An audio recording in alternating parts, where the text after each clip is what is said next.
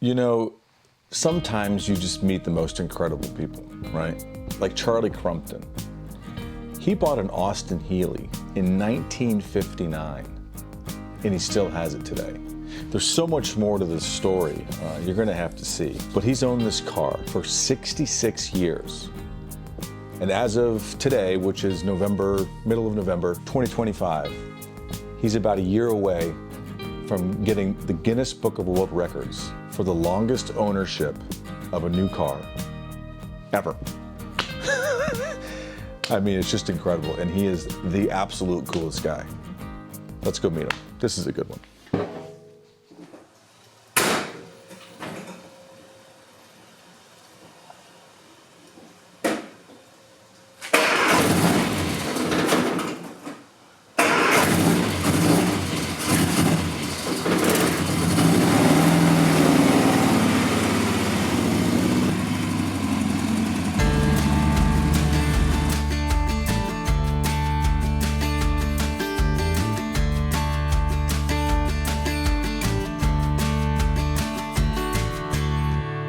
My name's Charlie Crumpton, and I'm actually from Tennessee. I didn't start driving until I was about 10 because I couldn't reach the pedals before that. This is a 1959 Austin-Healey Bug-Eye Sprite, which I bought in Gibraltar when I was in the Navy, and we brought it back on the carrier. Okay. And you bought this is a 1959, right? Brand new. I bought it brand new. So you are the only owner? The only, original and only owner of this car, yes. Okay. How many years is that? I actually did the math on the way over here, and it's 66 years? It's 66 years. I bought it when I was 20 years old, so that pretty well tells you. So are you 86? Yeah. Okay, now this is what I wanted to tell you on camera to see your reaction. So I actually looked it up. The Guinness Book of World Records for the longest ownership of a new car is 67 years and 314 days. I'm gonna make it. So, as of today, you're about a year away from being the longest owner of a new car ever. That's great. That is great. I love it. That's pretty neat.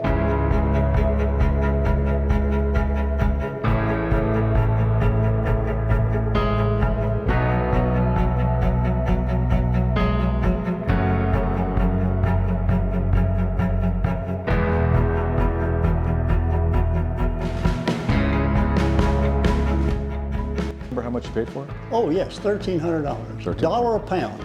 $1 a pound. $1 a pound. Yeah. Now, you said that you were in the service and you got it in Gibraltar. Explain that? Well, I was in the Navy on an aircraft carrier, USS Intrepid, which is a museum in New York City now. Okay. And we were coming back. We offloaded most of the planes. We stopped in Gibraltar and loaded 50 cars on board. Okay. And I was the only enlisted man that got one. But then I was making upwards of $75 a month back then. So $1,300 was a whole lot of money. It was a whole lot of money. And the car cost about $1,800 over here. So I saved the transportation costs to get it over here. Well, this is one of the first brochures that I saw. This shows the price in the United States of $17.95. This next page shows a picture of the USS Intrepid, the ship that I brought it back on. And it's got the location of where I brought it in Gibraltar on August the 20th of 1959. This is a British Heritage Certificate that shows when the car was built, when it was delivered, and who it was delivered to, and shows me as the original owner of that. The next page is another picture of the ship. I was on the ship from 1958 through 61. This was a brochure of the car that I got in Miami. This is the first time I saw an Austin-Healey Sprite. So it was in black and white? It was in black and white. The picture was in black and white. And this is a stamp from the dealer in Miami that was selling the car at the time. This is a picture of the USS Intrepid, the ship that I brought the car back on. It's a museum in New York City now. Where was the car on the ship? The car was on the hangar deck, which is below the flight deck. And we had them tied down on the hangar deck. And there were about 50 cars, and I was the only enlisted man that brought one back. These are approvals to bring the car on board the ship. Had to get the captain to sign off on it. The captain signed it? The captain signed off on it. And this is the original bill of sales, a copy of the original bill of sales with the Gibraltar stamp on it. And the classic thing, here's the bill of sales, 1361 something. The other unique thing is this document. This is a copy of the insurance policy that I bought. I think it was $15. $15. From Lloyd's of London. They said if the war was declared, that they would replace the car. So I knew I was safe bringing it back home on the carrier. I saw this car first in Miami in 1958 when I was with my dad. We were on a trip down there. And I've got the brochure from the dealership, of course. So I got over there. I was really going to try to buy a Volkswagen, but they were so popular, then they were all sold out. Yeah. So I'd really like to have that Sprite. So I snail mailed him and says, what have you got? And he said, red, white, and blue. And I said, picked one out. And of course, snail mail, it wasn't there when I got, so I finally said, we're coming in 2 weeks, put a car on there and I'll come pay you. Yeah. So he put this one on and I love the color, it was perfect. So I went and paid the guy and it was already on the ship when I paid him, and we had it tied down on the hangar deck. And and I don't think I have any pictures of it on the ship. Because they probably wouldn't let you take... They wouldn't let you do that, yeah, that was too much security. I heard also that if for whatever reason, how long did the trip back take?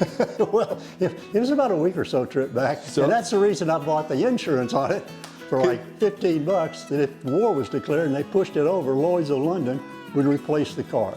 So if you were coming back and there was a conflict, they would literally push it in the ocean, replace it with a jet or a plane, I would imagine. Well, they'd bring the aircraft back. Yeah, they would push the car over, bring the aircraft back, and we'd go to war.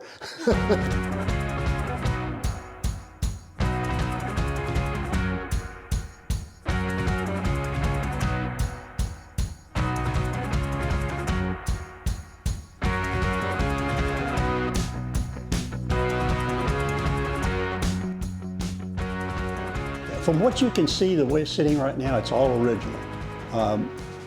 The original engine, which is over here, was rebuilt enough times that there wasn't anything left in it. Really? So I got another engine and transmission, ran it 2 or 3 times, and it had to be rebuilt. The last engine, the original engine was 43 horsepower. I know, but it's only 13. Yeah. I've got a later engine in this. It looks exactly the same. The original was 948. This is 1275. Okay. In theory, it has 65 horsepower. And so when you got it back here, was this your daily? This was your only car? Oh, this is my only car, yeah. Okay. As a matter of fact, you can see it's got amber lights on the front. When I came back here, you had to have clear lights on there. So I transferred those, got clear lenses for it, and when the law changed back, I still had the old amber lights, so I put them back on. That's so cool. Because everything's got amber now. They made about 49,000 of them. Okay. And it was designed, it has no frame. It's got a body pan, one of the first unibody cars, I guess. Okay. And so it was really prone to rust. I think it was designed to last about 2 or 3 years. Okay. I defied that. Now, what is it about the car that you love so much? Well, there were 2 or 3 things. It's very unique. That was the reason that I kept it up.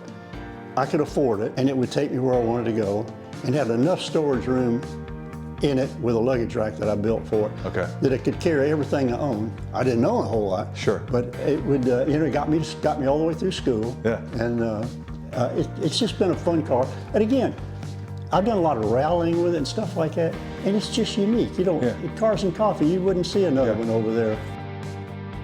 It's pretty obvious that why they call it a bug eye. I love your shirt, I love your hat. Is that what just most people call them now? They don't call it a Sprite, it's just a bug eye? Well, yes and no. It's called a bug eye over here, but in England they call it a frog eye. So really? The English literature has it as a frog eye.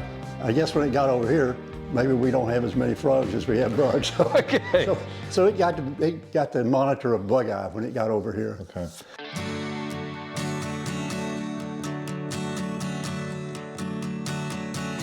So do you do all the work yourself? No, there are only 3 reasons that I don't do all the work on it. I don't really have enough room here to do it, and it takes some special tools, and I don't know what I'm doing. But I've got really good friends in the British Car Club, and we had 3 guys over here, and they pull the engine. I mean, they just took it apart. So I would imagine there's a pretty good, like you just mentioned, the British Car Club, there's a pretty good culture, a good group of guys that are always willing to help great.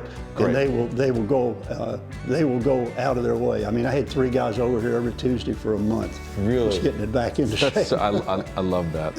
How does it make you feel when you drive it?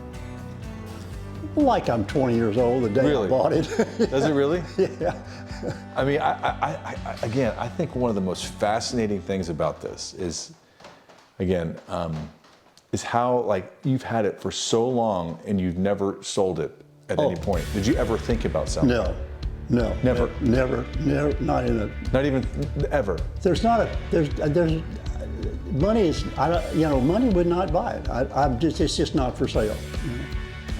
And one reason I like it is, when I look at Cars and Coffee, I've got a box of little cars. And if little kids will sit in the car, they get to pick out a car. Do they?